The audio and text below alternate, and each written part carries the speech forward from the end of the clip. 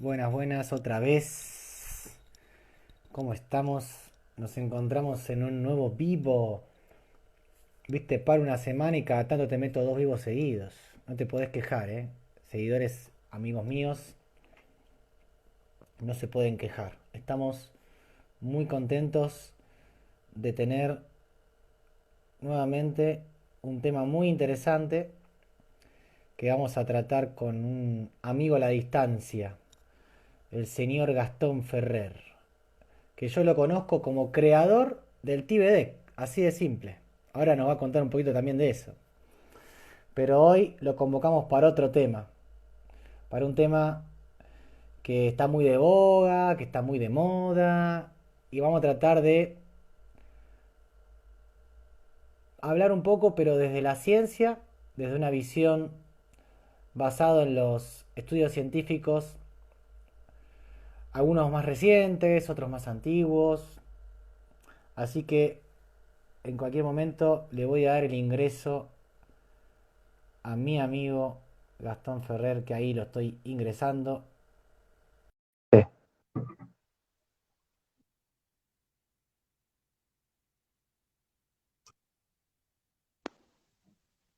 Señor,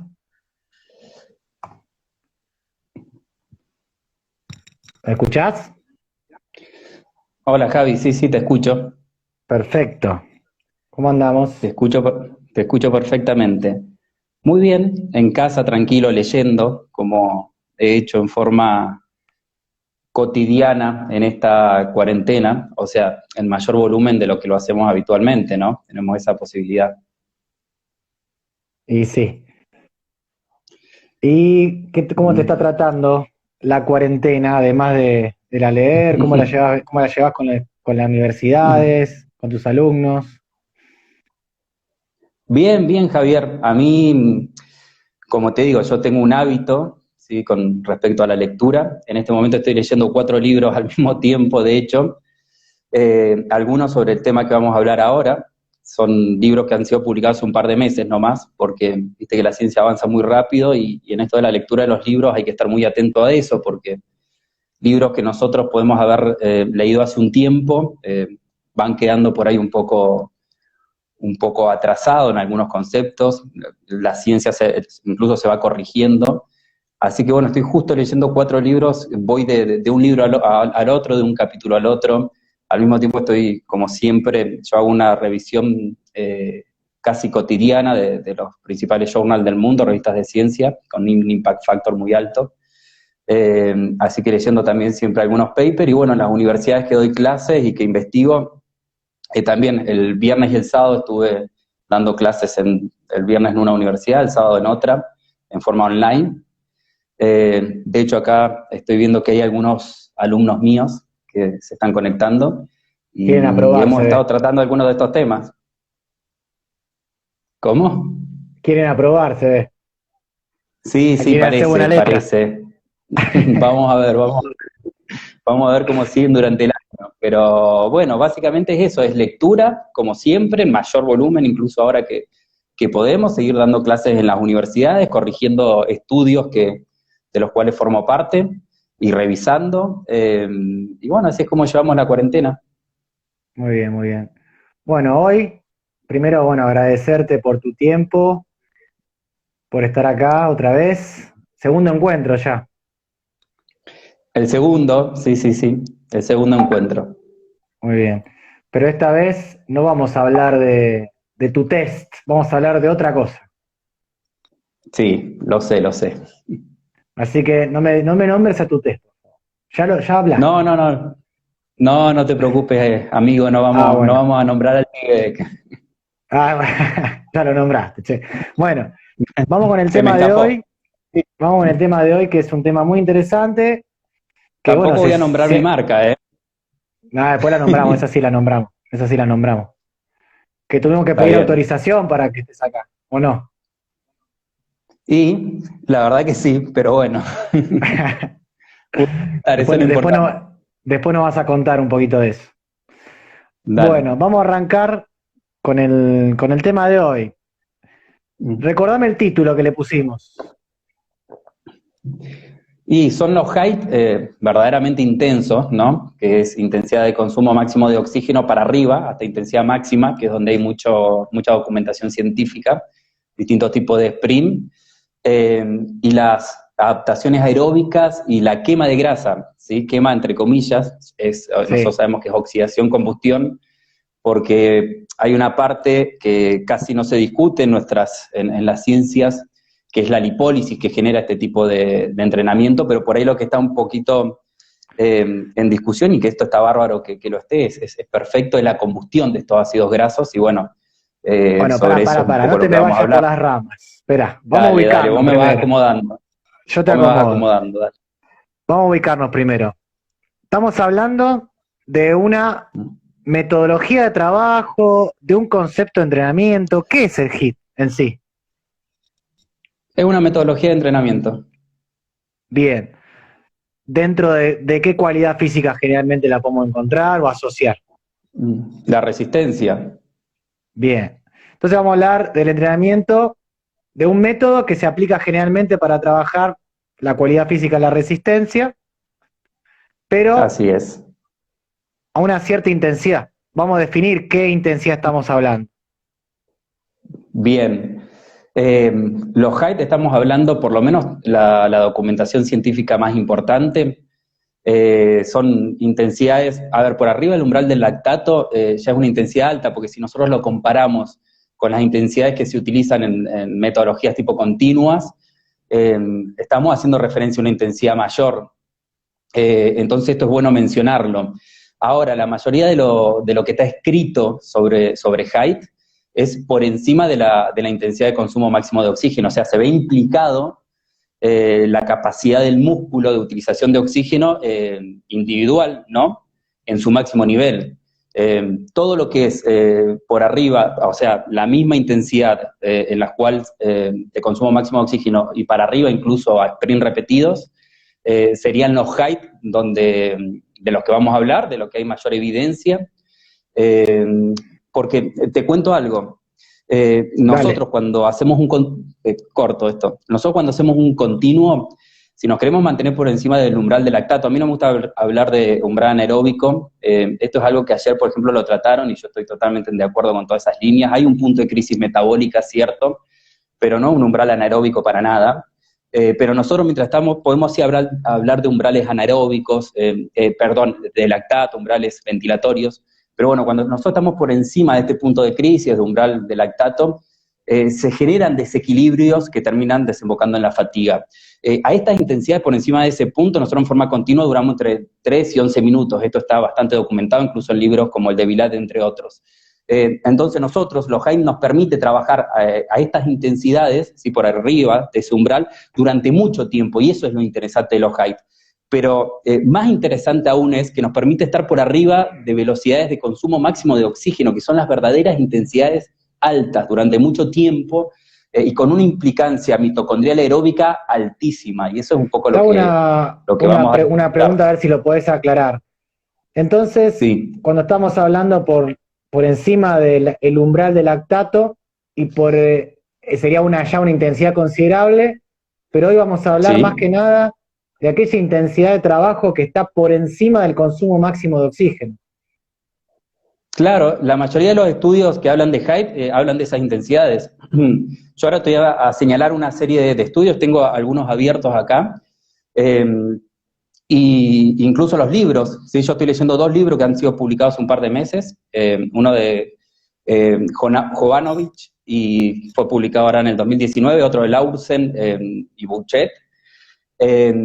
Hace poquito terminé, hace unas semanas, uno publicado en el 2018, y bueno, todos los reviews bibliográficos, metaanálisis, tengo abierto un par ahora, publicado en journal muy importante, con un factor de impacto muy alto. La mayoría, cuando se refieren a height, hablan de intensidades de consumo máximo de oxígeno para arriba. Es más, la mayoría de los estudios científicos hablan de intensidades máximas, o sea, de los SIT, Sprint Interval Training, y de los RCA, o sea, casi toda la evidencia científica cuando hablan y hacen referencia a hype, hacen referencia a este tipo de trabajo. Bien, para aclarar algunas cosas, ¿hay una nomenclatura que los englobe a todos estos tipos de trabajos? Y en realidad sí, con respecto a este tema, yo la otra vez, un muy amigo mío, Mauro Atencio, licenciado, que vos ¿Está lo presente? conocés, está presente Mauro, sí, sí. Él ha entrenado a todos los tenistas elite, porque trabajó en el CONI, ¿sí? De Italia, deportistas de ranking ATP italiano, hoy en día es preparador físico de Simone Bolelli. Yo me hice amigo con él en base a debate, por eso yo comparto algo que escuché ayer muy interesante, no personalizar, ¿no? Los contrapuntos, porque en realidad es muy constructivo para la ciencia, ¿sí? La ciencia se enriquece así, se generan incluso amistades como yo las generé con Mauro. Nosotros en un comienzo teníamos muchos debates y bueno, como no somos personas tan de paradigma, yo trato de traerlo a conciencia, porque los paradigmas y los constructos, que son peores, pero los paradigmas desembocan en constructos, hacen que muchas veces estemos en el error, ¿no? Porque son ideas que son difíciles de mover, y cuando esa idea es falsa es un constructo, que el paradigma desemboca mucho en los constructos, porque como las personas que están en paradigma tienden a descartar toda la otra información, terminan estando en el lado del error y eso se termina transformando en un constructo. Con Mauro al día de hoy estamos en líneas muy semejantes, o sea, evidentemente nosotros tratamos, por más que hemos debatido mucho, tratamos justamente de ser permeable a la información, a los contrapuntos, y eso me parece algo realmente muy interesante y muy sano. Exacto. Así que Javi, recordame la pregunta, por ahí me voy y Sí, sí, necesito que me... que te traigo. Dale, tráeme Si de había una vuelta. nomenclatura que englobe a Bien, todos estos tipos de trabajo. sí, sí. Yo he escuchado hablar de Haidt con una I y con dos I. El libro este de Jovanovic, que estoy leyendo ahora, que se fue publicado hace un par de meses, son autores, incluso los que lo editaron, son PhD, doctores, magíster. Hablan de que Haidt con una I y con dos I es exactamente lo mismo. Pasa que en la década del 70 que se empezó a hablar de esto, se nombraba con una I, es High Intensity Training. Ellos daban por hecho de que para trabajar a altas intensidades era un trabajo fraccionado, era un Claro. intervalado, digamos. Entonces, al día de hoy se habla y se señala concretamente con dos I, o sea, es High Intensity Interval, se aclara esto, Training. Pero básicamente cuando hacemos referencia a los height es exactamente lo mismo. En este libro, de hecho, el Trabajo título decidieron intervalado. ellos poner a altas intensidades, un trabajo fraccionado a intensidades altas a máximas, y dentro de las altas intensidades están las máximas. En este libro decidieron utilizar el título con la nomenclatura, con el acrónimo de 2I, y durante todo el libro hacen referencia al height con una I. Esto lo aclaran al principio del libro, porque para ellos es exactamente lo mismo. Yo recientemente, Mauro, y por qué te lo señalé ahí cuando me fui un poco, él me mostraba una clasificación que hacía una persona, y realmente a mí me asustó al leer todo eso, porque por ejemplo ponía los height diferente a los RCA, ¿no? Como algo totalmente diferente, que los RCA son sprint máximo, sprint muy cortos, con pausas 1.3, 1.6. Generalmente la mayoría de los autores hablan de pausas de densidad 1.3, o sea, son sprint de menos de 15 segundos, 10 segundos, con pausas del triple del tiempo de trabajo. Y lo ponía los RCA como aparte de los height, o sea, los height eran unas cosas y los RCA eran otras. Por otro lado, hablaba de método Tabata. Es como que yo diga que los SIT, los Sprint Interval Training, son métodos Gibala, porque Gibala, o método Burgomaster, Claro. porque son todos autores que investigan sobre estos métodos, ¿entendés? Bueno, hacía toda una mezcolanza en esa clasificación que yo la verdad que digo, qué ensalada de fruta incluso para los colegas, ¿no? Bueno, Son todos entonces, los pará porque te me vas. son todos los Pará. métodos fraccionados de altas y máximas intensidades, que incluyen intermittent training, interval training, intervalados intermitentes, los sprint de intensidades máximas, ¿sí? Como los RCA, RCE o RCT, y los SIT, por ejemplo, que son unos sprint un poco más largos, de unos 30 segundos con pausas completas. Bueno, pará, respirá. Dale. Entonces tenemos hit o hits, Sí. es lo mismo. Según, por ejemplo, el libro que yo le cité, exactamente lo mismo, y yo veo que todo lo que leo justamente es indiferente como hacen referencia a los Perfecto. hits. Lo usan. Entonces, cuando hablemos de hit, estamos hablando de todo esto. Punto. Sí, son distintos protocolos de mismas intensidades, sea con una I o con dos I. Buchheit y Larsen los clasifican en largos y en cortos, ¿es cierto? Sí, es una clasificación son unos height un poco más largos, incluso que los intervalados, por ejemplo. Bien. Pero siempre estamos hablando de intensidades por encima del umbral del lactato o del umbral, o del consumo máximo de oxígeno. Es que en la inmensa mayoría de los casos, yo todo lo que leo y todos los estudios, incluso estudios de ahora del 2020, recién estaba leyendo un estudio, mirá qué interesante, Javi, que ayer lo hablaron y también otra de las cosas que estoy de acuerdo, ¿no? Con esto del entrenamiento concurrente. Estoy leyendo un libro que también se publicó hace pocos meses sobre entrenamiento concurrente, que es de Schumann y Ronstadt. Y lo escriben cada capítulo un montón de investigadores que realmente se han enfocado en el estudio de cada uno de esos capítulos. Y ayer hablaban de la señalización sobre la síntesis proteica que genera los HIIT, ¿sí? Porque por el tema de las interferencias que pueden generar los concurrentes, pero que el HIIT muchas veces genera distintas señalizaciones moleculares que interfieren muy poco sobre las señalizaciones moleculares del mTOR, por ejemplo. Incluso tiene un par de señalizaciones moleculares, el PGC4, por ejemplo, que va en línea con la síntesis proteica. Un estudio publicado ahora en abril del 2020, cómo el HIIT genera también síntesis proteica. Mirá lo interesante que son los HIIT, ¿no? Para tener en cuenta. Pero como te decía, sí, Javi, todo lo que está publicado, yo estoy leyendo ahora estudios del 2019, del 2020, cuando hacen referencia a HIIT, es incluso por encima de la velocidad de VO2 máximo. La mayoría de los estudios son sprint repetidos, de hecho. Bien. Dentro de los sprint repetidos... Por arriba del umbral del lactato es una HIIT muy baja. De hecho, hay muy poco publicado sobre eso. Bien, bien. Por encima del consumo máximo de oxígeno nos vamos a encontrar con diferentes modalidades, según duración, según relación trabajo-pausa. ¿Con cuáles modalidades de entrenamiento de alta intensidad nos podemos encontrar por encima del consumo máximo de oxígeno? Mira, tenemos lo que son intensidades altas, no máximas, que son los distintos tipos de intermitentes, por ejemplo. Acá en su momento se hablaba mucho, se generaron algunos debates, los intermittent training, ¿sí? 10x10. Después, si querés, hablamos de estos aplicados al deporte, ¿no? Que son, me parece interesante. Después, lo que son los interval training, ya que los tiempos de trabajo son más amplios, igual que los tiempos de pausa. Y después, cuando nos vamos a intensidades máximas, esto te estoy haciendo, es muy difícil clasificar, porque todos los autores utilizan distintos protocolos, ¿sí? en sus investigaciones, en sus ensayos científicos y en los libros. Entonces es un poco complicado clasificar, pero a grandes rasgos tenemos de alta intensidad, van para arriba, intermitentes, intervalados, y después están las intensidades máximas, que son los SIT, Sprint Interval Training, 30 segundos con pausas completas, y los RCA, que son sprint más cortos con pausas semicompletas. Y todo esto tiene una explicación. Entonces, y me gustaría después avanzar sobre el estímulo mitocondrial de estas intensidades, porque esto es un tema que se ha puesto ahora a discusión y quiero que avancemos. Ahí vamos a eso. Ahí vamos a eso. Entonces, todo lo que esté por encima del VO2, tenemos el intermitente, el SIT, que es el Sprint Interval Training, y el RCA, que es resistencia a sprint acumulados. No, por arriba del VO2 máximo tenemos intermitentes e intervalados, ¿sí? Intervalados, o sea, interval training, sin la palabra sprint, o sea, intermittent training e interval training, ¿sí? Intermitentes e intervalados. Cuando nos vamos a lo que es sprint, o sea, las intensidades máximas, ahí tenemos los SIT que me nombraste, que son sprint, o sea, intensidad máxima de unos 30 segundos con pausas completas, y los RCA. Nosotros cuando trabajamos intensidades máximas no podemos regular la velocidad. Esto es algo que les aclaro a mis alumnos porque hay muchas confusiones.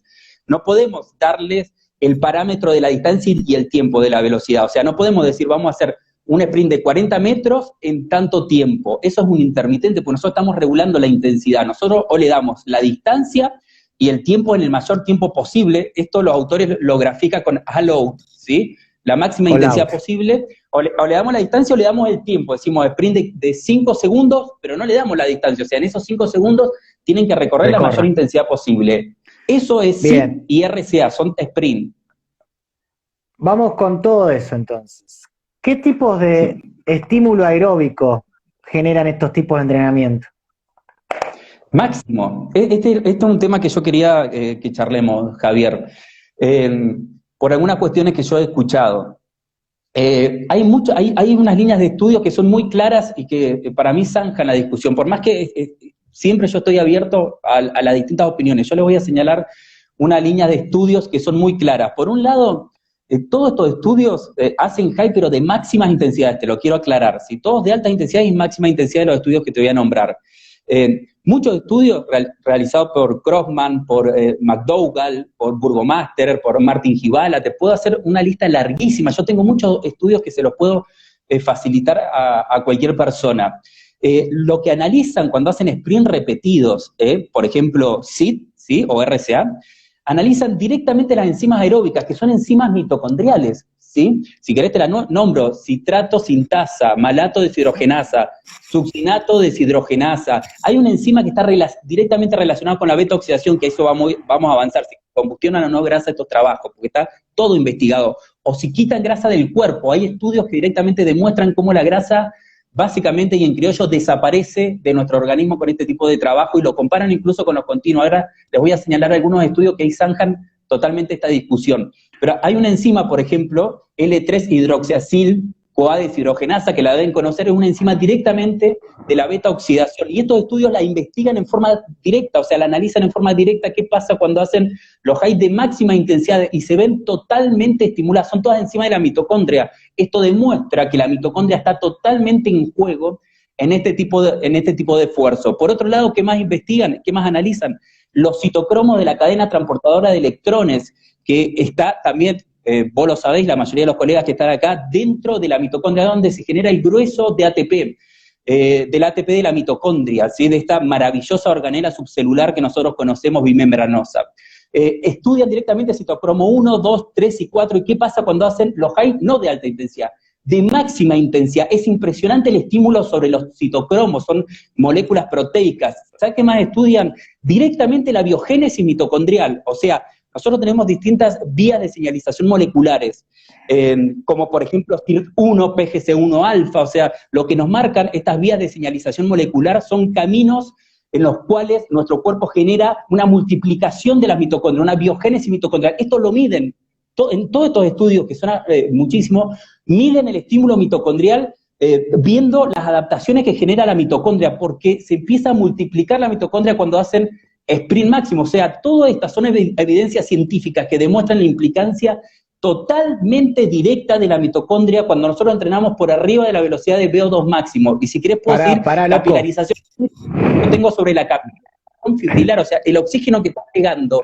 a las células musculares y a las mitocondrias es impresionante. Igual que hay estudios sobre el oxígeno mioglobínico, ¿sí? Cómo aumenta después que yo hago todo este tipo de trabajos. Incluso cuando nosotros nos pasamos de estas intensidades, o sea, con analizadores de gases, se ve que nuestras fibras musculares están utilizando su máxima capacidad de oxígeno. O sea, no es que en la medida que yo aumento la intensidad hasta llegar al sprint, empieza a bajar la capacidad de oxígeno de utilización muscular. No, está en el 100% del consumo máximo de oxígeno. Esto implica que ese oxígeno, ¿dónde se utiliza en la fibra muscular? En la mitocondria. La mitocondria está extremadamente estimulada cuando yo hago todo tipo de sprint. Esto es enorme, la evidencia científica, y si querés después podemos avanzar a los mecanismos fisiológicos de por qué está tan estimulada la mitocondria. Esto está totalmente demostrado cuando hacemos un tipo de height, incluso de intensidades máximas. Bueno, respirá, tomate un vaso de agua. Dale, y tomo. A ver, entonces estamos hablando que estos trabajos de alta intensidad, sobre todo hablaste del RCA, resistencia a sprint acumulados, y de los SID, que sí, son, lo que está sucediendo es que a medida que aumentan las repeticiones, hay mayor demanda aeróbica y eso generaría las adaptaciones aeróbicas. Sí, Javier, me encantó esa pregunta, porque yo por ahí he visto, esto es lo que se hace por ahí cuando se habla de ciertos paradigmas, y esto no es ir en contra de gente que lo hace, porque yo no digo ni que lo haga a propósito muchas veces ni nada, y es parte, como te digo, de un debate sano, pero en esta argumentación por ahí se plantea, ¿no? ¿Qué sucede en un sprint en forma aislada? La utilización de sustratos energéticos en un sprint, por ejemplo, es cierto que en un sprint nosotros utilizamos en mayor parte los carbohidratos, y con eso se hace un análisis. Esto en el deduccionismo, ¿sí? De la ciencia se hacía mucho y nos llevó a muchos errores, o sea, llevó a la ciencia a cometer muchos errores. O sea, en base a algo chico, a un análisis más chico y sesgado, se hacían deducciones generales. Nosotros no podemos interpretar que porque se utilizan muchos carbohidratos en un solo sprint, eso no es un esfuerzo de RCA o de height, ¿sí? Va a suceder lo mismo cuando estamos haciendo height, que es la repetición de los sprints. Y esto está muy estudiado, por ejemplo, Gaetanos demostró hace mucho tiempo, y después hay muchos estudios más en la década del 80, que lo que ¿Cómo te sucedía gusta en ese el primer estudio? sprint de 6 es uno de los tantos, si querés, Spencer, te puedo nombrar un montón, pero hicieron 10 sprints de 6 segundos, y los sustratos que se utilizaban en el primer sprint no era lo mismo que los que se utilizaban en los sprints subsiguientes. Se ponía cada vez, los sistemas bioenergéticos se relacionan de una forma muy particular, no como lo enseñan en la mayoría de los institutos de educación física, y en la medida que nosotros analizamos el esfuerzo completo, dentro de las células pasa algo muy diferente a lo que sucede si yo entreno con 1 o 2 sprints, ¿sí? Empieza a haber una participación cada vez mayor del sistema de fosfágeno con un aporte porcentual relativo, y empieza a aumentar la participación del sistema aeróbico, y esto tiene toda una explicación, que si querés te la puedo dar, o no sé si me estoy extendiendo en esta parte, en esta pregunta, pero tiene una... Pará que me quiero detener un segundo ahí. Me quiero detener un segundo ahí. Dale. Entonces, no podemos analizar un esfuerzo aislado y tratar de llevarlo a todo. Tenemos que ver qué está pasando con la sucesión y la repetición de esfuerzos. Y por otro lado, lo que quiero que a ver si podés desarrollar un poquito, ¿cómo es esto que a medida que se repiten los esfuerzos, es obvio que se sigue participando en la glucólisis, pero su contribución es menor? ¿Y qué pasa con los aportes relativos de cada sistema? Mira, sí, primero la respuesta es sí, Javier, no podemos nunca hacer un análisis en base a un sprint, ¿sí? Querer analizar lo que sucede cuando nosotros repetimos los sprints, porque el height es este esfuerzo, no es el sprint. Height es un esfuerzo concreto repetido. Por eso nosotros podemos mantener la intensidad, la alta intensidad, incluso por arriba del VO2 máximo durante tanto tiempo, porque justamente este esfuerzo implica un fraccionamiento de la carga. Y eso es lo que nos permite hacer recuperaciones y una interrelación entre los sistemas muy importante. Con respecto a tu segunda pregunta, yo lo voy a explicar de esta forma. Nosotros cuando hacemos alta intensidad, la velocidad metabólica es realmente altísima. Nuestro cuerpo necesita mucha energía para dar respuesta, ¿sí?, a ese tipo de contracción muscular que en forma repetida se empieza a hacer y en una alta tasa. Para dar respuesta, nuestro cuerpo utiliza toda la energía que tiene a mano, o sea, en una tasa muy superior a lo normal. ¿Cuál es la energía que tiene a mano? Primero, la energía que genera una resíntesis de ATP mucho más rápida, que son las moléculas de fosfágeno, ¿sí?, sistema de fosfágeno, y los carbohidratos. Entonces nuestro cuerpo empieza a acudir a toda esa reserva. ¿Pero qué hace paralelamente? Nosotros tenemos muchísima más reserva energética en las grasas, en los triglicéridos. Nuestro cuerpo, en la medida que puede, va reservando energía. Entonces, no es anormal para nosotros que nuestro cuerpo, mientras está aportando la mayor cantidad de energía que puede en este tipo de esfuerzo, empieza a romper los triglicéridos, porque en la medida que nosotros mantenemos este esfuerzo en el tiempo, que es lo que pasa en el height, esos ácidos grasos que quedan libres empiezan a ingresar en la mitocondria, y eso te lo voy a explicar ahora. Hay lipólisis, entonces.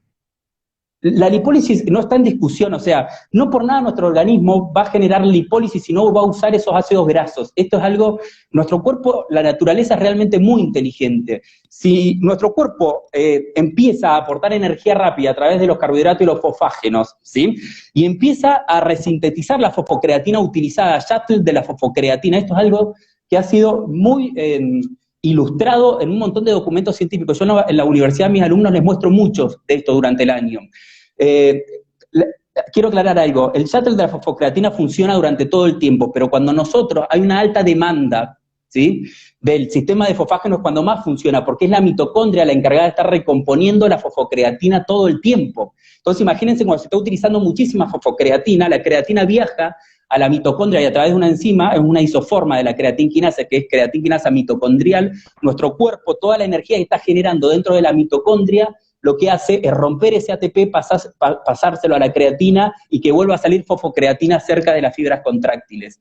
Entonces, esto es algo que sucede todo el tiempo. Pero nuestro cuerpo, ¿qué pasa? Mientras está utilizando los carbohidratos, mientras está utilizando el sistema de fosfágeno, la glucólisis rápida a una alta tasa, está generando una molécula que me gustaría, si lo alcanzamos a hablar, que es una molécula espectacular, que es el lactato. Antes se consideraba el villano de la película y hoy en día es el héroe. Lactato. Sí, totalmente. El lactato genera... ¿Cómo era? ¿Cómo era? Glucólisis al palo. Tal cual, glucólisis al palo. O sea, el lactato es una molécula excelente porque nos permite controlar la acidez y que la glucólisis rápida siga aportando energía, ¿sí? Con la formación del lactato a través de una enzima que es la lactato deshidrogenasa, una de las isoformas, y al mismo tiempo, esa energía, ese lactato es una energía rápida para nuestro organismo y nuestras mitocondrias. Nuestro cuerpo tiende a elegir, de hecho, el lactato antes que la glucosa. ¿Sabes por qué? Esto lo ha evidenciado George Brooks, una eminencia, que se tuvo que retractar recientemente con un tema en cuanto a la visión de la acidosis láctica, pero es una eminencia que nos ha marcado, por ejemplo, y nos ha ilustrado con el tema de los shuttles del lactato. Bueno, él marca cómo nuestro cuerpo tiende a elegir todo el tiempo el lactato antes de la glucosa, porque es glucosa ya degradada. O sea, nosotros son varios pasos en el momento que rompemos la glucosa hasta que llega piruvato y la podemos hacer entrar dentro de la mitocondria, ¿sí? Y que se transforme en acetil-CoA y lo usemos como energía. Pero el lactato es un solo paso en que nosotros a través de una de las isoformas de la LDH lo transformamos en piruvato, entra en la mitocondria y lo usamos como energía. Nuestro cerebro tiende a utilizar el lactato como energía antes que la glucosa, un montón de tejidos y de células. Entonces, ¿a qué voy con todo esto? Es una molécula excelente porque nos controla la acidez y al mismo tiempo nos sirve de energía rápida el lactato. Y esto es lo que sucede cuando nosotros empezamos a hacer alta intensidad. Los transportadores de monocarboxilato la transportan dentro de la mitocondria a las fibras lentas. Se ponen en juego todas las fibras cuando hacemos alta y máxima intensidad. No es cierto, según la evidencia científica, que solo se ponen en juego las fibras tipo 2X. Esto está... no habría la biología que existe. Entonces, que por ahí me doy.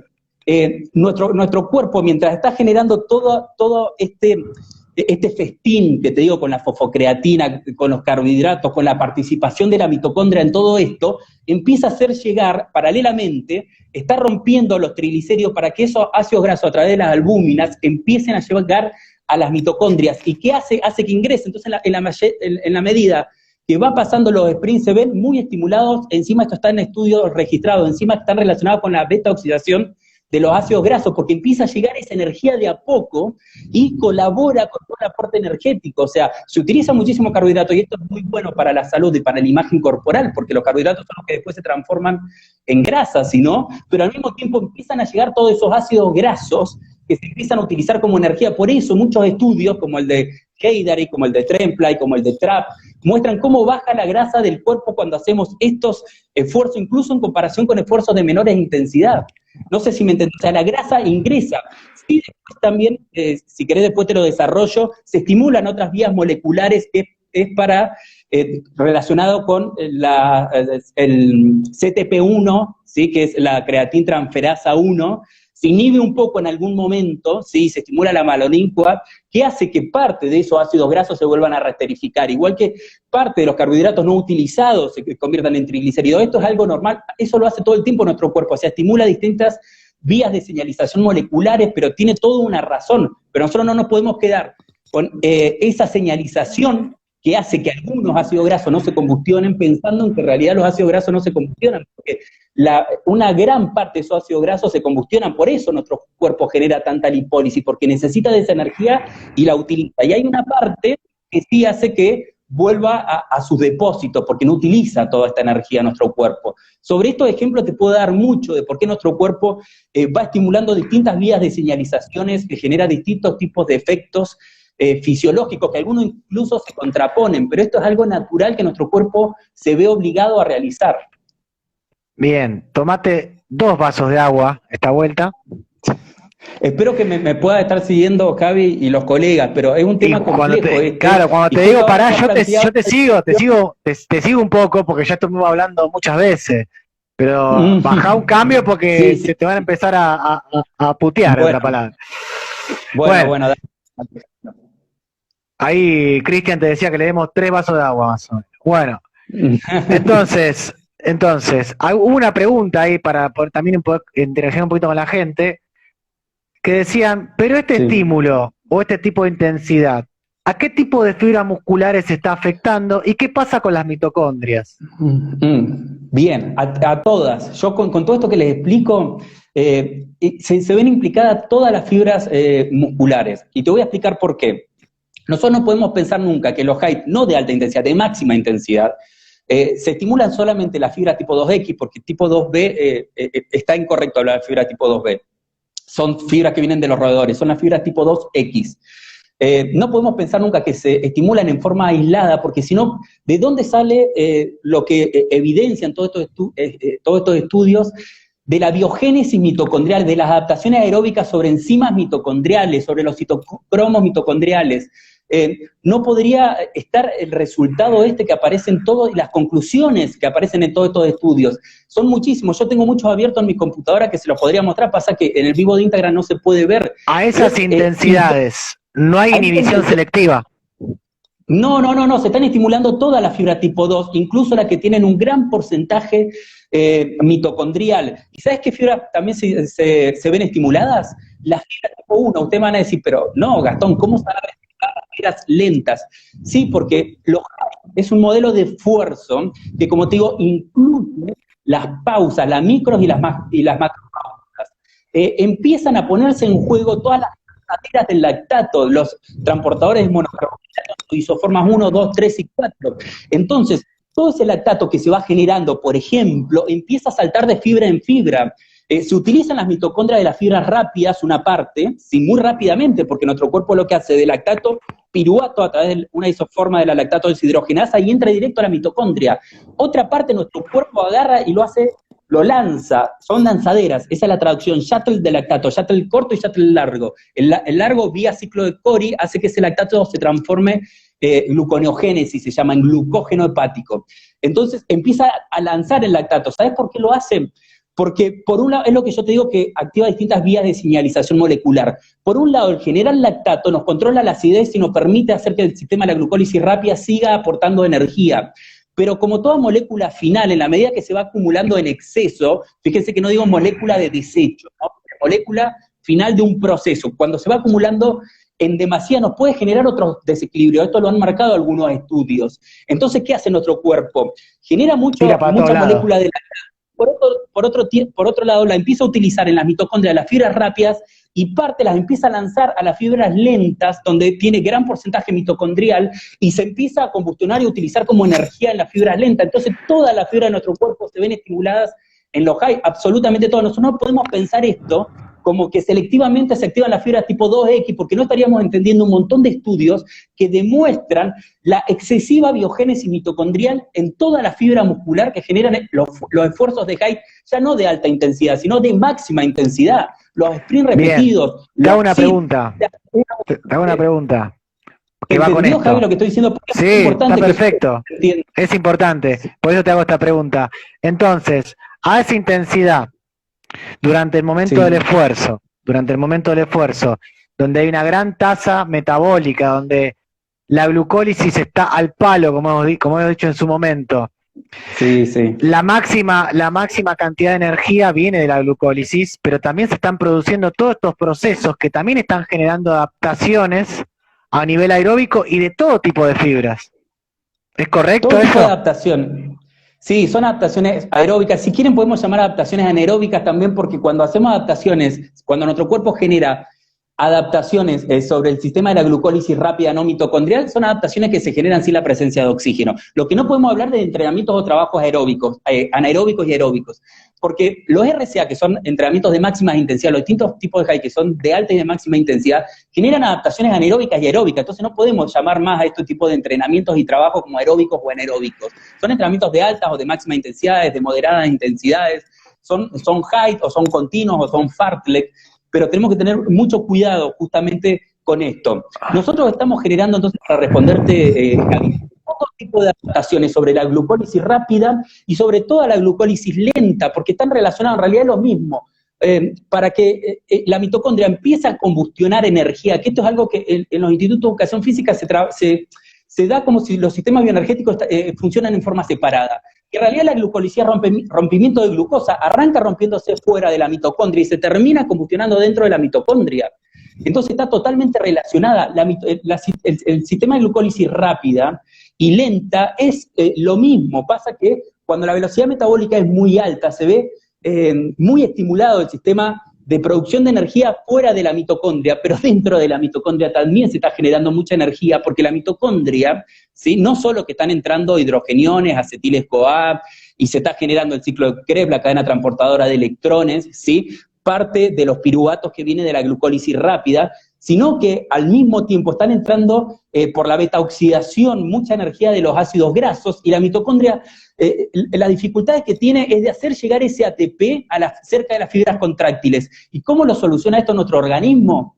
Haciendo que llegue la creatina utilizada de la fosfocreatina a la mitocondria, ¿sí? Que el ATP que se genera en la mitocondria se le dé a la creatina formando fosfocreatina, y de esta manera pueda salir a través de esta lanzadera, le llaman ellos, es la lanzadera de la fosfocreatina, pueda salir cerca de las fibras contráctiles para seguir resintetizando el ATP que se está hidrolizando todo el tiempo a través de la enzima ATPasa.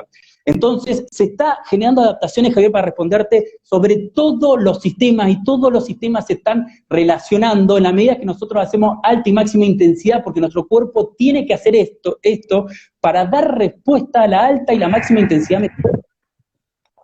Bien, entonces, por un lado, queda un poco incorrecto seguir hablando de aeróbico anaeróbico, sobre todo en estas intensidades, porque se pone todo en juego, el oxígeno dependiente y el oxígeno independiente, para procesar ejercicio o trabajo aeróbico, eso ya está, no hay ejercicio que genere más adaptaciones aeróbicas, que me gustaría que vayamos a eso después, no sé en qué tiempo va, Ahí vamos. Que los high, ¿verdad? Los de alta y los de máxima intensidad, que implican la utilización completa, ¿sí? Del oxígeno en la mitocondria, o sea, intensidad de consumo máximo de oxígeno, y de ahí para arriba, que no hace que en la medida que yo subo la intensidad del 110, 120, 130% de la velocidad de consumo máximo de oxígeno, haya una menor implicancia del oxígeno utilizado en los músculos. Por el contrario, en las mediciones de gases se ve que sigue siendo la máxima de cada persona, la máxima, ¿sí? Porque la mitocondria está funcionando, como te digo, de una manera altísima, y genera, es impresionante las adaptaciones aeróbicas que generan los HIDE, y es impresionante la quema de grasa. Trapp, en una tesis doctoral, mira, te cuento esto. Justamente a eso vamos. En una tesis ¿Cómo se da el tema de los cambios corporales que se da? Dale, de la con composición eso. Corporal. Bien, Exacto. perfecto. Esto, acá se zanja para mí esta discusión. Nosotros podemos hablar de vías de señalización molecular, decir, no, pero cuando vamos a intensidades tan altas se estimulan solamente las fibras tipo 2X. No podríamos darle explicación a un montón de estudios que muestran la biogénesis mitocondrial, como te digo, que indican cómo aumentan las enzimas aeróbicas, los citocromos. No se le podría dar explicación desde esa postura a todo eso, ¿sí? Pero fuera de eso, o sea, el estímulo sobre la mitocondria es tan alto. Nosotros, el modelo de Hans-Selye, síndrome general de adaptación, es sumamente aceptado por la comunidad científica. ¿Y qué es lo que nos dice? Que si el shock estresante, ¿sí? El shock que nosotros aplicamos no es realmente estresante, no se generan adaptaciones. Si nosotros estamos generando adaptaciones sobre la mitocondria, sobre las enzimas, sobre los citocromos, sobre la multiplicación de la mitocondria, que eso hace nuestro cuerpo para poder dar respuesta a ese tipo de estímulo que nosotros lo sometemos. No se podría estar disparando todo el síndrome general de adaptación si nosotros no estamos haciendo un estímulo directo sobre la mitocondria con este tipo de esfuerzo. Esto está por demás documentado. Pero ¿dónde se corta, incluso para mí, este debate? En realidad no es que se corta, está perfecto que se dé. Yo con esto, es más, hay personas que por ahí debaten esto que tienen el mayor de los reconocimientos míos. Yo he hablado por teléfono en muchos debates, he estado en la misma línea, me parecen profesionales excelentes, así que esto forma parte de este debate. Pero bueno, mi postura está basada en todos los estudios científicos que te voy señalando, y en uno, que es lo que me mencionabas vos ahora, ya son muy claros, que son los estudios científicos que muestran con los HIDE, no de alta intensidad, los de máxima intensidad, lo que sucede sobre la composición corporal. Tenemos una tesis doctoral de Trapp, por ejemplo, en el 2006, que fue publicada en el International Journal of Obesity en el 2008, que incluso comparó con el continuo de volúmenes mucho más alto, y el tipo de entrenamiento que más disminuyó el tejido graso, o sea, que no se generó lipólisis, sino que se combustionaron las grasas, fueron los que hicieron está los diciendo HIDE que con esa intensidad se consumieron las grasas. Intensidad, sprint cortos, fueron sprint de menos de 10 segundos con pausas, RSA, con pausas del triple de trabajo. Fueron los que más bajaron el tejido para intensidad, all out, es decir, lo máximo que podía dar esa persona. Les mando el estudio a los que quieran. Tengo un montón de estudios como este. Tremblay ya en el 90 lo comprobó con un estudio igual, comparó también lo mismo, continuos con sprint cortos máxima, o sea, máxima intensidad, ¿sí? Y lo que más bajaron los pliegues de grasa, medido con DEXA, o sea, es superior a la medición de antropometría. La medición más directa es la diserción cadavérica, ¿sí? Tienen que estar muertos las personas. Después lo que siguen No son métodos matemos a indirectos. nadie, por favor. ¿Eh? No hay que matar No a ma- nadie, no, totalmente. Pero de los métodos indirectos, los más objetivos que los tenemos gracias a la tecnología, ¿sí? Análisis computarizado que podemos ver adentro, la composición corporal es DEXA, por ejemplo. En estos estudios utilizan, por ejemplo, DEXA, y lo que han visto es que los pliegues... Como una resonancia subcutáneos, magnética, para que entienda la gente. tal cual, tal cual. Los porcentajes de grasa que en estos estudios en particulares que más disminuyeron, o sea, la grasa se quemó, como dicen las personas vulgarmente, se combustionó, o sea, no fue lipólisis nomás, se quemó, fueron los que hacían sprint, o sea, los RCA de máxima intensidad en comparación con los continuos. Heydari es otro estudio muy concreto que muestra cómo bajan kilos de grasa la gente que hace sprint repetido, o sea, son los highs de máxima intensidad. Entonces, acá está más que claro la participación de la mitocondria y la combustión de ácidos grasos, por más que alguno de esos ácidos grasos que se liberan al torrente sanguíneo, después se resterifiquen. Esto obviamente que tiene que pasar esto. Pero al utilizar tantos carbohidratos y tantos ácidos grasos, nosotros en el tiempo que hacemos estos entrenamientos, va bajando la grasa. Muchos de estos estudios, ¿sí?, muestran disminuciones parecidas incluso de continuo. Pasa que los continuos hacen volúmenes mucho más altos. Algunos Claro, son ahí está la diferencia. adaptaciones en los height y en los sprint repetidos. Y los que identifican adaptaciones semejantes en la composición corporal aclaran que recomiendan incluso revisiones. Yo ahora estaba viendo 2 revisiones bibliográficas, un metaanálisis, ¿sí?, que aclara que los height son superiores en cuanto a los volúmenes bajísimos que nosotros realizamos, tienen mucho más adherencia incluso que cuando lo comparamos con entrenamientos de menores intensidades. Y como les digo, todas estas investigaciones científicas, los libros que yo estoy leyendo fueron publicados hace unos meses, cuando hablan de height, la gran mayoría habla intensidad de VO2 máximo para arriba, no menos. Yo te lo planteé, mira, vino un profesional que yo también lo valoro muchísimo y nos llamaron antes que de una charla algunos profesionales a través de una universidad que tengamos un intercambio con él. Y yo estaba de acuerdo casi todo lo que él decía, ¿no? El tema de lo que hacen las industrias de laboratorio farmacológica, que tapan, porque todos estos beneficios que yo te digo es sobre todo tipo de grasa, o sea, la grasa epidérmica, ¿sí?, subcutánea, y la grasa visceral, la salud. Lo que miden en todos estos estudios con este tipo No es de negocio, también, no es negocio. bueno, está bien, pero miden la salud también, miden la sensibilidad de la insulina, por ejemplo, pero con estos tipos de high que yo te digo. Entonces, él decía, ponderaba la alta intensidad incluso para la salud y demás. Cuando nos comentó el tipo de protocolo que utiliza, son high que a mí me cuesta definirlo como high realmente, porque son intensidades por abajo del consumo máximo de oxígeno, e incluso el ejercicio que realizan no son ejercicios aeróbicos, que eso después lo podemos hablar también, porque para mí acá se generan muchas confusiones. Yo si estoy haciendo una camilla de cuádriceps, ¿sí?, y repito, hago varias series, una camilla de cuádriceps, es un entrenamiento localizado de pesa, pero no podemos considerarlo un hype. Lo mismo con la madre de los ejercicios para mí en el entrenamiento de sobrecarga, que es una sentadilla, pero si yo estoy haciendo series de sentadilla, es un entrenamiento de sobrecarga de pesa, o sea, no estamos haciendo un high, ¿sí? Si hago distintos tipos de entrenamiento en un gimnasio, de distintos tipos de ejercicios, es trabajar en triseries o un circuito neuromuscular, tampoco es un height, o sea, el tipo de esfuerzo en un height es o correr, andar en bici, por ejemplo, pero haciéndolo como se realiza en un height. Eso es importante, la modalidad de ejercicio que se utiliza en estos protocolos.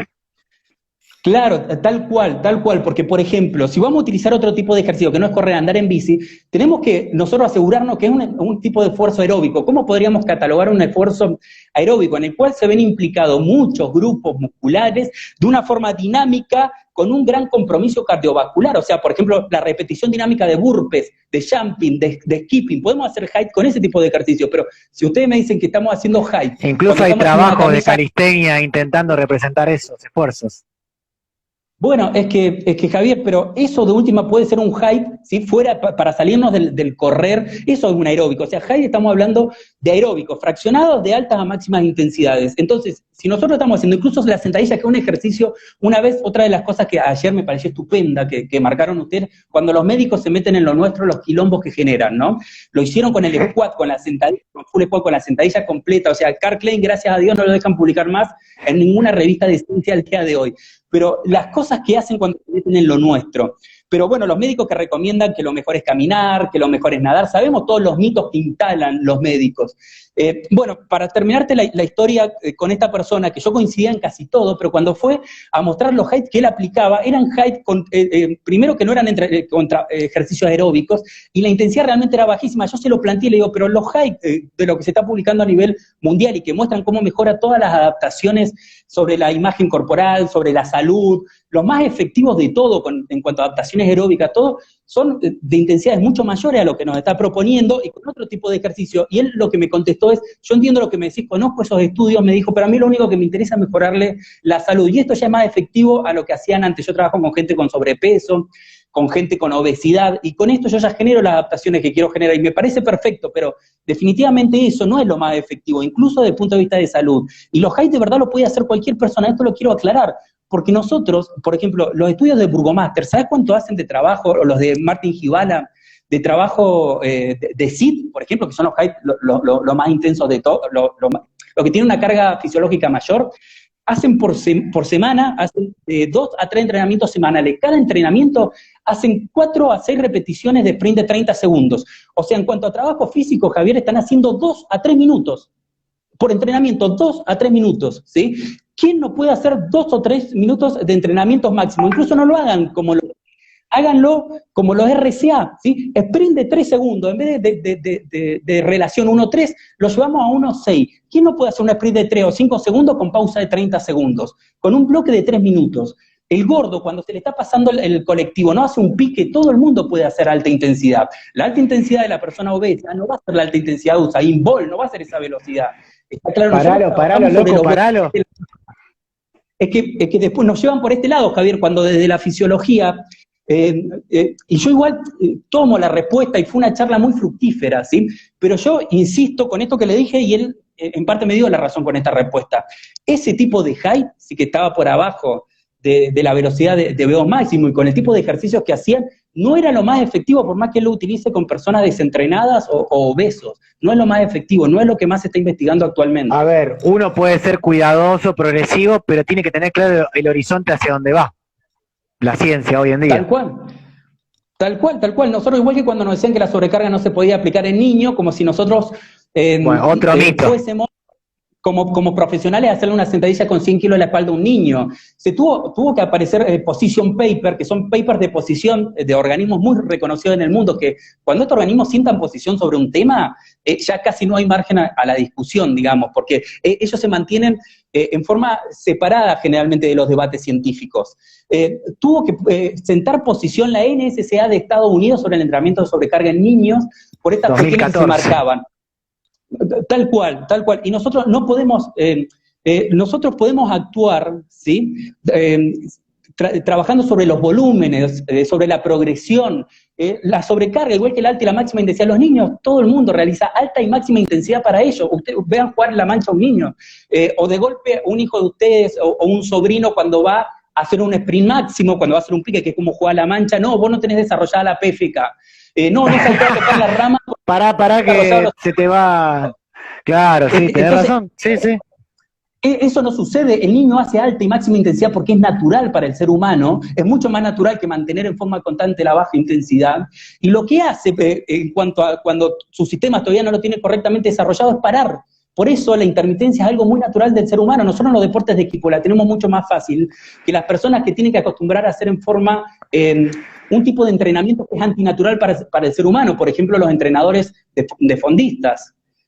Bueno. Entonces yo este tipo de argumentaciones yo me posiciono desde otra postura. Cualquier persona puede hacer entrenamiento de sobrecarga y cualquier persona puede hacer alta intensidad de verdad, o sea, los heights de verdad, o sea, intensidad de VO máximo y hasta sprint repetidos. Cualquier persona puede hacer un sprint repetido. Nosotros tenemos que hacer un seguimiento metodológico. Que quede claro que no estamos desprestigiando a nadie en tema de los médicos. No, para nada. Siempre apuntamos al trabajo interdisciplinario, eso está claro. Totalmente. Lo que sí, yo ayer escuché algo que me pareció estupendo. Se meten mucho en lo nuestro por ahí, ¿no? Porque yo estoy muy de acuerdo con el interdisciplinario, pero pasa en la medicina. Ojo, hay excelentes médicos. A mí no me interesa generar ni personalizar los debates, que eso es algo que escuché ayer que también me pareció muy bueno. Pero hay excelentes médicos que se especializan y que hablan sobre sus especializaciones y que son realmente muy reconocidos. Pero bueno, sucede mucho en la medicina y en algunas otras ramas bueno, que aparecen todos los que opinan de todo y se meten mucho en nuestras ciencias, y por ejemplo me hablan del Guyton, que es un libro que yo me lo leí al Guyton, pero es fisiología humana, es viejo y aparte de fisiología humana, no lo podemos comparar con el libro que yo estoy leyendo ahora de fisiología del Colegio Americano de Medicina del Deporte, en el cual lo escriben Farrell, entre otros PhD, doctores de verdad, con doctorados muy reconocidos de la ciencia nuestra, porque es ciencia, ¿sí?, aplicada, fisiología aplicada al esfuerzo físico y al deporte. Entonces, eso es lo que nosotros leemos. Los journals que nosotros seguimos a diario, la mayoría de nosotros, son journals específicos, ¿sí?, de todos estos temas relacionados con el esfuerzo físico. O sea, a mí me fascina la biología molecular y la fisiología, pero aplicada al esfuerzo físico, y eso es lo que le falta por ahí a los médicos. Yo no me meto en un montón de cuestiones que los médicos saben muchísimo más que yo, jamás lo haría, jamás prescribiría un medicamento, por ejemplo. Entonces, por ahí, esto es un poco lo que falta, ¿no? Sí, sí. Bueno, mirá, Gastón, esto da para mucho más. Te voy a invitar otro día para que Sí. sigamos charlando. Seguramente la gente va a estar de acuerdo que sigamos charlando de esto. Nos quedan 5 Sí. minutos. Si querés dar algún cierre y comentarnos un poquito también de lo que estás emprendiendo con tu marca Morphology, comentarnos un poco.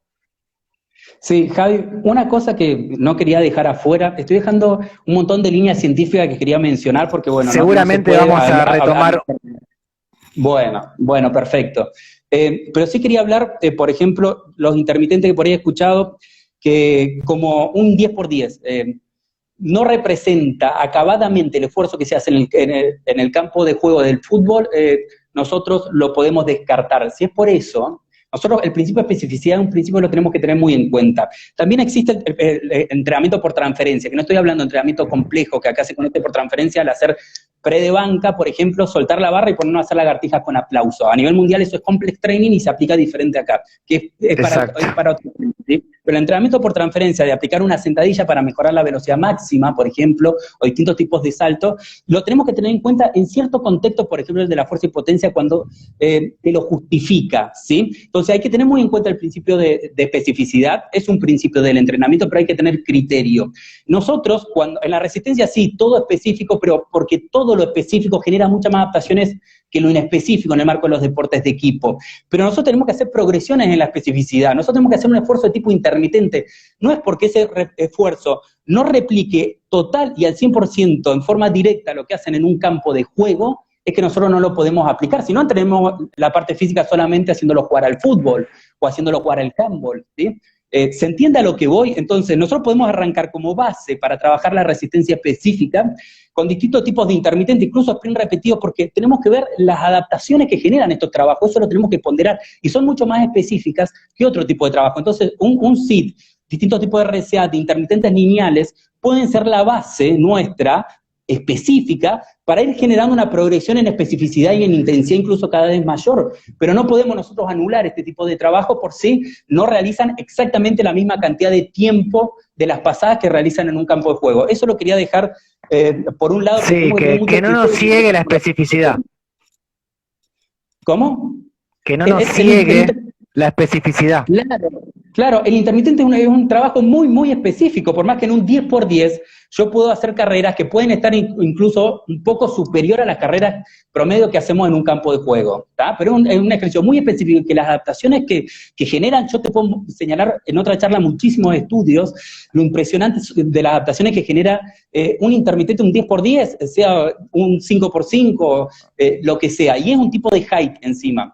Y después con respecto a lo que me dijiste, si yo lancé recientemente Morphology, los invito a los colegas a que la sigan, si les interesa, a muchos yo sé que les interesa nutrirse de sitios serios con rigor científico, ¿sí? Apunta a toda la industria de la imagen corporal y la salud, apunta a distintos tipos de personas, incluso los colegas, por eso yo trato de tener un vocabulario en todo lo que subo a las redes de Morphology, que es información free para todo el mundo, en el cual lo puedan entender cualquier persona, pero todo lo que subo es rigor científico. Entonces, este es un aporte que yo quiero hacer, porque incluso a muchos nos cuesta, y me lo dicen mis alumnos en la universidad, hablar y transmitir este tipo de información con rigor a personas, ¿sí? Porque o no nos creen, porque los constructos y los mitos están muy instalados, entonces por ahí, incluso a colegas les puede servir, ¿sí? Para abordar a este tipo de personas, recomendar este tipo de sitios serios, los va a hacer quedar bien. Acá porque van a ver Gastón está pidiendo que si se corta, sigamos un ratito más. ¿Vos podés?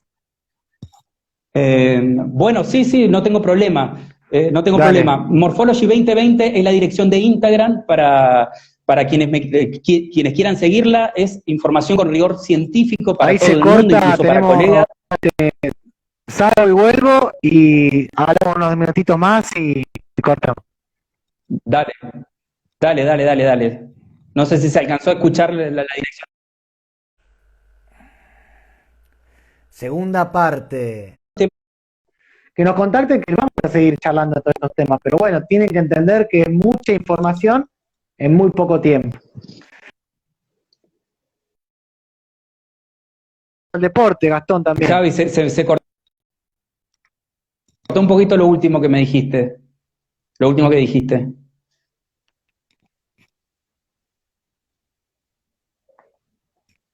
Javi, ¿Se escucha ahí, Gastón? ahí se escucha, sí.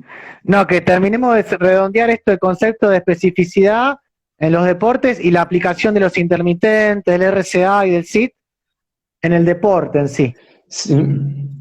Sí, nosotros tenemos los principios del entrenamiento son principios porque los tenemos que tener en cuenta, pero tenemos que tener un buen criterio. Un SIT es Ya tenemos 60, una ejercicio funcional.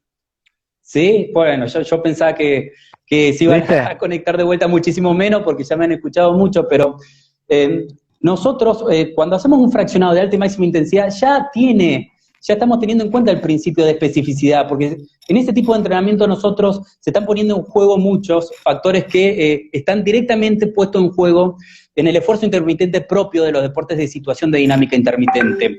Nosotros podemos hacer progresiones, ¿sí? No es necesario que nuestros entrenamientos sean jugar al fútbol o jugar al hockey sobre césped, sino tenemos que buscar entrenamientos que sean específicos y de ahí vamos buscando una progresión cada vez más en la especificidad, cada vez más en la intensidad. Pero a mí me gusta decir trabajar específico a pesar de estar trabajando general.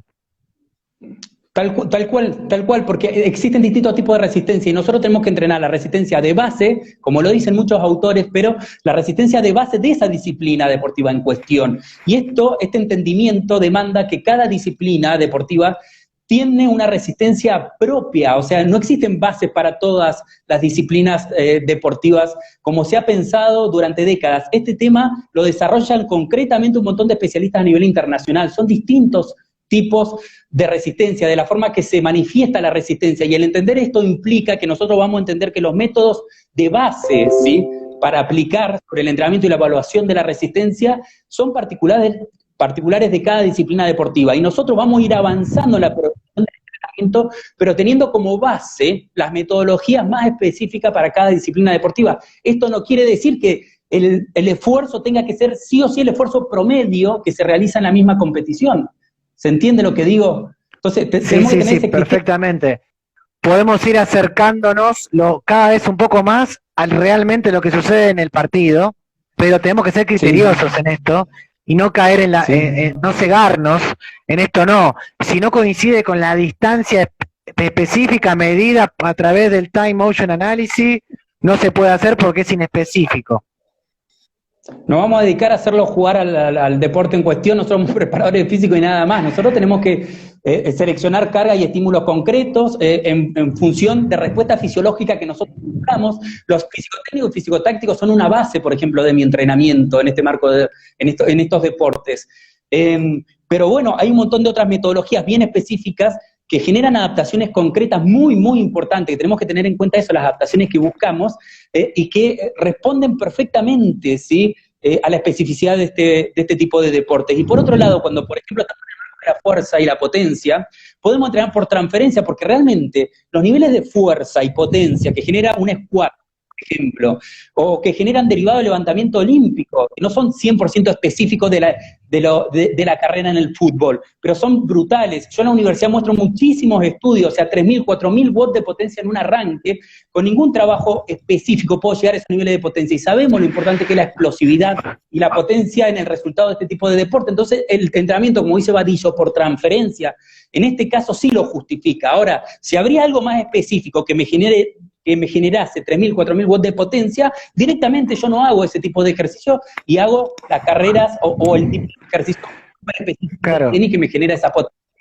Pero por eso hay que Muchas ser veces muy como criteriosos. preparadores físicos tenemos que entrenar lo que no te entrena el deporte. Tal cual, sí, sí, sí, es así. Yo tengo muy en ¿Viste? cuenta, o sea, el esfuerzo del deporte y yo aplico mucho, mucho fisicotécnico, fisicotáctico y trato de asemejar mucho mi entrenamiento a la competición porque esto me va a generar adaptaciones de mayor volúmenes y en mayor cantidad, o sea, muchas adaptaciones sinérgicas a la específica que yo estoy buscando. Pero bueno, tengo un criterio lógico y coherente, ¿no? El entrenamiento por transferencia también sirve y después el complex training, el entrenamiento concurrente es muy interesante, es cierto que yo puedo ir a entrenamientos, a apuntar a objetivos por separados, y esos objetivos lo puedo conseguir en un mayor grado, pero ojo, ojo Javier con esto, mira, yo estoy leyendo en este momento un gráfico, ¿sí? Del libro este entrenamiento concurrente, que muestra 23 estudios científicos, en el cual que compararon el entrenamiento de pesas, ¿sí? Solo con el entrenamiento concurrente. Hay un solo de los 23 estudios, porque cuidado con lo que las personas que se basan, que son por ahí, quieren ir siempre, dar la contra por darla, ¿no? Siempre ir donde hay menor cantidad de ciencia, porque siempre en la ciencia hay cuestiones Claro. y resultados contrarios, igual que especialistas que dicen cosas opuestas. Nosotros las tenemos que tener en cuenta para no caer en un paradigma. Yo leo todo, pero yo no cambio mi idea todavía hasta que la ciencia no es contundente en esa línea, sino siempre me mantengo donde están los principales organismos, la mayor cantidad de ciencia, porque si no vamos a estar más del lado del error. En este caso hay un solo estudio de estos 23 que muestra que lo que hicieron concurrente no generaron hipertrofia, un solo estudio. Los otros 22 generaron uno solo, o sea, yo no me puedo basar en ese solo estudio, está bien observarlo, pero los otros 22 reflejaron que lo que hicieron concurrentes generaron hipertrofia, y en comparación con lo que hicieron el entrenamiento de pesas, ¿sabes cuál fue la diferencia? Ninguna. En promedio aumentaron un 10% su masa muscular. O sea, el entrenamiento concurrente, por más que se generen interferencias, y hay muchos mecanismos para nosotros tratar de mermar esa interferencia, y ayer, por ejemplo, Jorge habló un poco de esto, ¿sí? Por ejemplo, utilizar HIIT en el entrenamiento aeróbico. Créanme que el entrenamiento concurrente genera muchas adaptaciones sobre los objetivos que nosotros buscamos con cada entrenamiento en forma separada. Genera adaptaciones sobre el aumento de la masa muscular. Y yo, por ejemplo, si quiero hacer, focalizar en el aumento de la masa muscular y en la pérdida de grasa, ¿no? Y digo, hago 4 meses de entrenamiento, distintos entrenamientos aeróbicos como los HIIT, y después hago 4 meses de entrenamiento de sobrecarga, puede ser eso muy interesante, pero con un concurrente, en vez de estar 8 meses, en 4 meses puedo generar adaptaciones sobre las grasas, adaptaciones sobre el tejido muscular, quizá no al nivel, ¿sí?, de si yo lo hubiese hecho en forma separada, pero sí muy cercano, y yo me ahorré 4 meses, ¿sí?, que después sí puedo empezar a separar. Si yo bajé ya los niveles de grasa que yo quería bajar, ¿sí?, ya después puedo focalizar sobre el entrenamiento únicamente de pesas, ¿sí? Se entiende lo que digo, pero el concurrente es una estrategia fenomenal en cuanto al tiempo que nosotros tenemos, y se generan interferencias, es cierto, yo le puedo nombrar un montón de estudios que abordan este tema, pero créanme que genera muchísimas adaptaciones. Hay estudios review en este libro, como yo les digo, 22 estudios científicos que mostraban, incluso en estos estudios, habían algunos estudios que habían mejorado en mayor medida el aumento de la masa muscular, lo que hacían pesa solo, algunos los que hacían concurrente. Resulta raro, ¿no? Pero lo que hacían concurrente, en promedio, sacaron el promedio, tanto el concurrente con lo que hacían pesa solo, si en este review de 23 estudios científicos habían aumentado un 10% su volumen muscular, ¿sí? Entonces, ojo, hay que tenerlo muy en cuenta el entrenamiento concurrente y buscar las formas de mermar las interferencias de las distintas señalizaciones moleculares que cada entrenamiento genera. Ese va a ser otro tema de otro vivo, el entrenamiento concurrente. Créanme que le hice un resumen así de corto, ¿eh? Yo me estoy comiendo un libro que fue publicado hace unos meses y bueno, y vengo leyendo también muchos estudios científicos con respecto al tema. Muchos de los estudios que yo les nombro en mi marca, Morphology 2020, que es el Instagram, que lo he lanzado hace muy poquito, yo voy subiendo extractos de estos estudios con una explicación breve, ¿sí?, que le pueda llegar a cualquier persona. Yo sé que aquí hay colegas que tienen una especialización superior a muchas personas a las cuales yo apunto a todos, pero bueno, les va a interesar mucho porque yo muchos de estos estudios que les estoy señalando los voy subiendo desde que lo he lanzado hace un par de semanas a las redes de Morphology, voy a seguir subiendo durante todo el año. Bueno, Gastón, despedirte, que vayas a descansar. Seguramente vamos a seguir boludeando por el WhatsApp después, charlando. Sí, sí. Espero que te haya gustado, Sí, te sentiste cómodo y bueno, seguramente vamos a hacer otro